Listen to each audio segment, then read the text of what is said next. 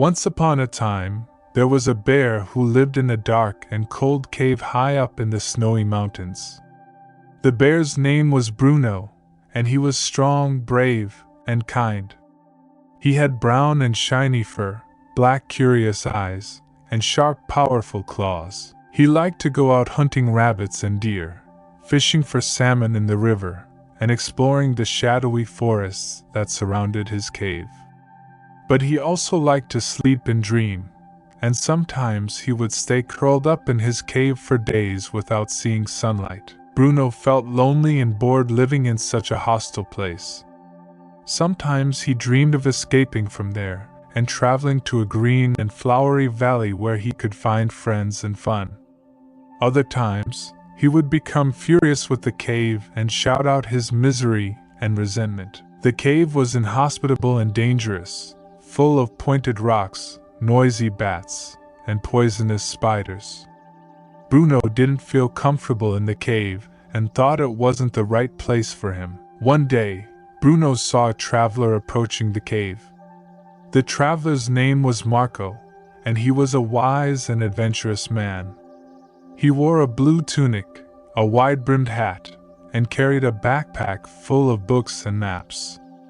He had traveled through many countries and known many cultures, seeking to learn and share his knowledge. Marco had come to the mountains following an ancient legend that spoke of a magical cave where a treasure was hidden. Marco stopped to observe the bear and greeted him with respect. "Hello, friend bear, may I enter your cave?" asked Marco. "Hello, friend human, what do you want in my cave?" responded Bruno. "I want to see if what the legend says is true." "Do you know anything about a treasure hidden in this cave?" asked Marco. "No, I don't know anything about any treasure. There are only rocks, bats, and spiders. There's nothing of value in this cave," said Bruno. "Are you sure? Maybe you haven't looked well enough. Maybe the treasure is hidden in plain sight," said Marco. "No, there's nothing to look for. This cave is horrible and boring.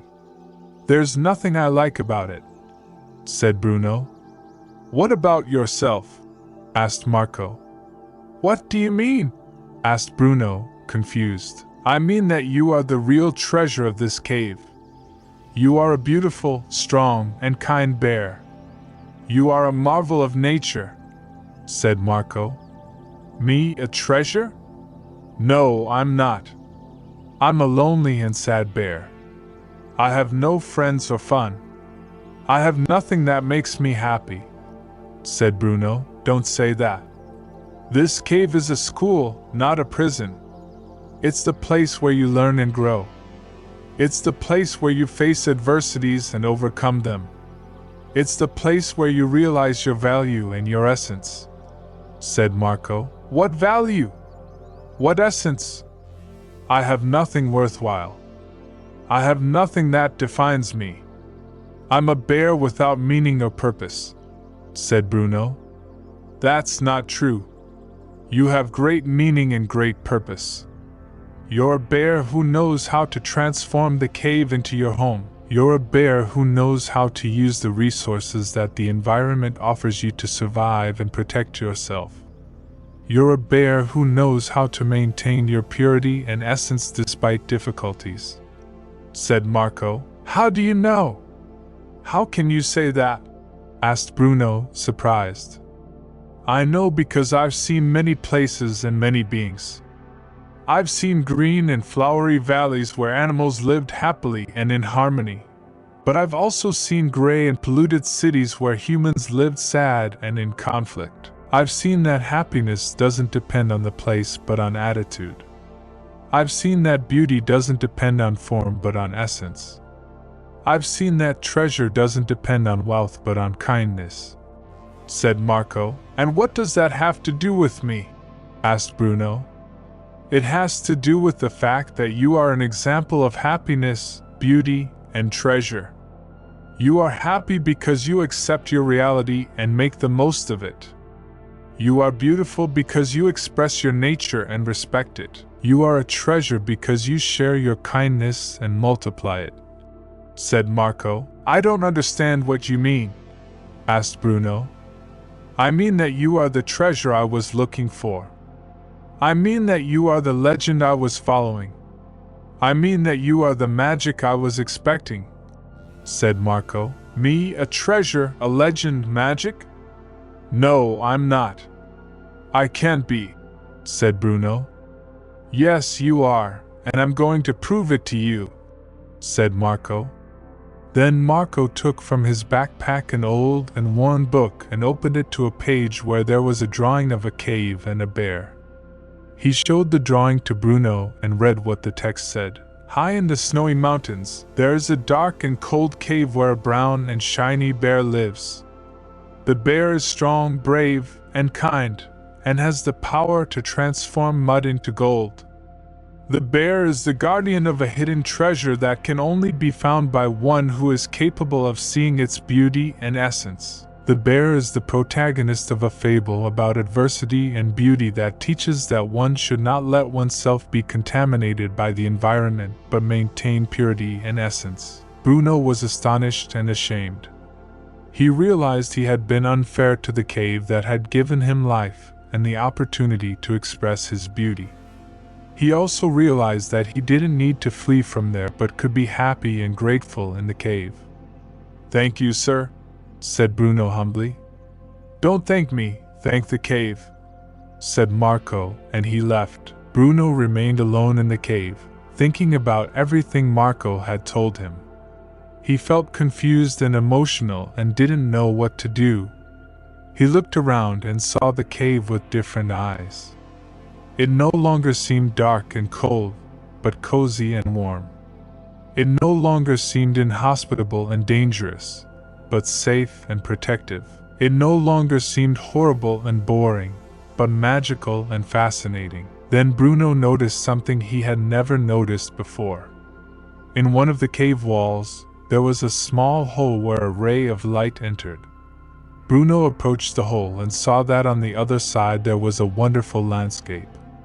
He saw a green and flowery valley where there were leafy trees, colorful flowers, and happy animals. He saw a crystal clear river where there were jumping fish, singing birds, and sailing boats.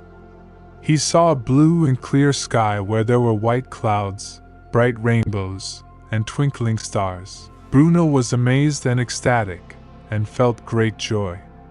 He thought this was the place he had always dreamed of, and where he could be happy. He thought this was the treasure that Marco had shown him, and where he could find his meaning and purpose. He thought this was the place he wanted to go, and where he could live. But then Bruno remembered Marco's words. He remembered that the cave was his home and that it had given him life and the opportunity to express his beauty. He remembered that the cave was his school and that it had taught him to overcome adversities and maintain his purity and essence. He remembered that the cave was his treasure and that it had revealed his value and kindness. Bruno felt grateful and moved, and felt great peace. He thought this was the place he had always had and where he had been happy. He thought this was the treasure that he himself was and where he had found his meaning and purpose. He thought this was the place he wanted to return to and where he wanted to die. Then Bruno made a decision. He decided he wasn't going to abandon the cave but would stay in it. He decided he wasn't going to reject the cave but would care for it and value it. He decided he wasn't going to forget the cave but would remember and honor it. But he also decided he wasn't going to ignore the valley but would visit it and enjoy it. He decided he wasn't going to despise the valley but would respect it and learn from it. He decided he wasn't going to fear the valley but would love it and share it. So Bruno made a plan. Every morning he would leave the cave and go down to the valley where he found friends and fun. Every afternoon he would return to the cave and climb up the mountain where he found peace and tranquility. Every night he would peer through the hole and look at the landscape where he found beauty and magic. And so Bruno was happy in the cave and happy in the valley, happy with the mud and happy with the gold, happy with his purity and happy with his essence. This fable teaches us that we should not let ourselves be negatively influenced by the environment in which we live, but rather preserve our purity and essence. Purity is the quality of being authentic and honest without being contaminated by falsehood and evil. Essence is the quality of being unique and unrepeatable without losing our identity and purpose. Purity and essence are what make us beautiful and valuable, and what allow us to transform mud into gold. It also teaches us that we should not give up our dreams and aspirations, but rather seek them and enjoy them. But without forgetting where we come from and what we belong to, without forgetting that our home is the place that gives us life and the opportunity to express our beauty, without forgetting that our treasure is what we carry inside and what we share with others.